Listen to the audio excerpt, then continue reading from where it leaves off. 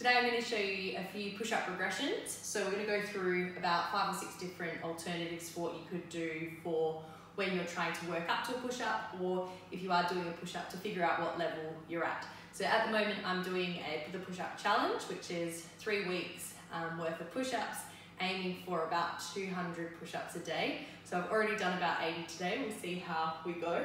So we're going to start the first and most easiest out of all of them is in all fours, starting in a 4-point position. So this is the closest thing to a real push-up, is coming down, bending the elbows, and then straightening back out again. The closer you have your knees to your hands, the easier it will be. So even if it looks like this, I know that some people will not classify that as a push-up, but it's actually strengthening the muscles in the arms that you need for a full push-up. So we'll try a few of those together. If you feel that's easy, you can work our way back. I feel sorry for the ladies in my classes online. We've been doing lots of push-ups to make up for the numbers in the challenge. Now, a little further out again, it's going to be a bit harder. You can have a play with where you have your hands. So some people might find it being a little bit wider is more comfortable. The idea is to get your nose as close to the ground as possible. So with the knees further back, hands a little bit wider. So that's looking more towards a knee push-up. Some people have their ankles crossed and feet up off the ground. That's really just a personal preference depending on comfort for your knees. You can pop a pillow underneath your knees if you need to. Walking out further from here, so a progression from the ground is into a full plank position. So from here, and then a traditional push-up, nose to the ground and coming back up. So with this full version, you may notice that the hips don't sag. You want to try and keep that plank position. So if you're working up to that, it would be good just to work in a plank. So trying to build up your strength holding a plank position. It might look a little bit like this. So working into 4-point to plank or front support, this position is, and then coming back in. So if you're thinking of putting together the 2 parts of a push-up, you could practice by the arm part, just working the arms, and then the plank part, just working in the lower half. So there are traditional or standard push-ups. Now there are plenty of other options that you can try between being flat on the ground. There are a few that you can do incline. So incline means with whatever your hands are on is inclined. I'm going to show you using a chair, but you could also do this the kitchen bench top. At work I've been using the plinth that sort of goes up and down.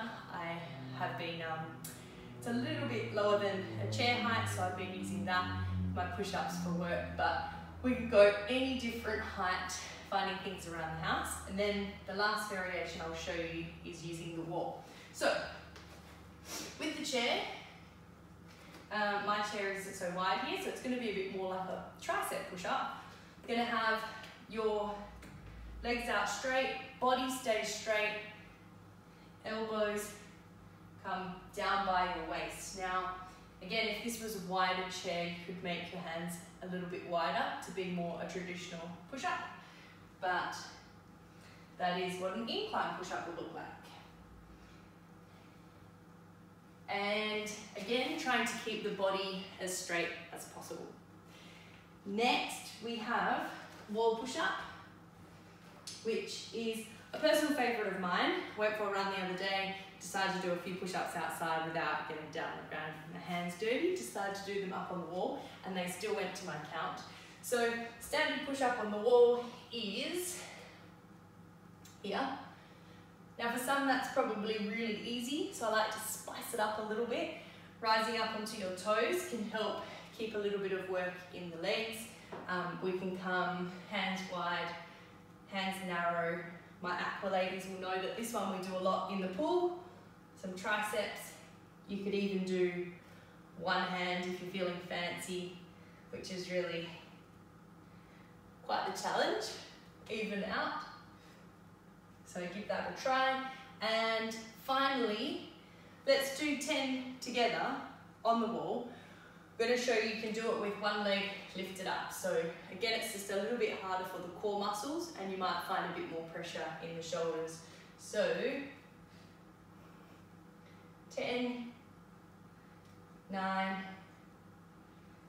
8, 7, 6, 5,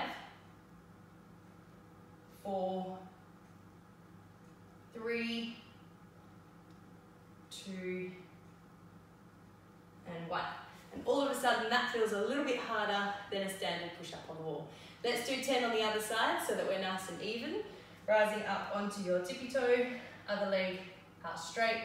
Now, personally, I like to have it right behind me, trying to work the muscles in the back of the hip. Let's go for another 10, 9, nose to wall, 8, 7, 6, 5, 4, 3, 2, and last one. Alrighty, so that's another 20 we'll add to the tally. So, not sure how many I've gone through in this little workout, but we will be able to count them up, add them up, and hopefully you can tell me which push-up variation suits you.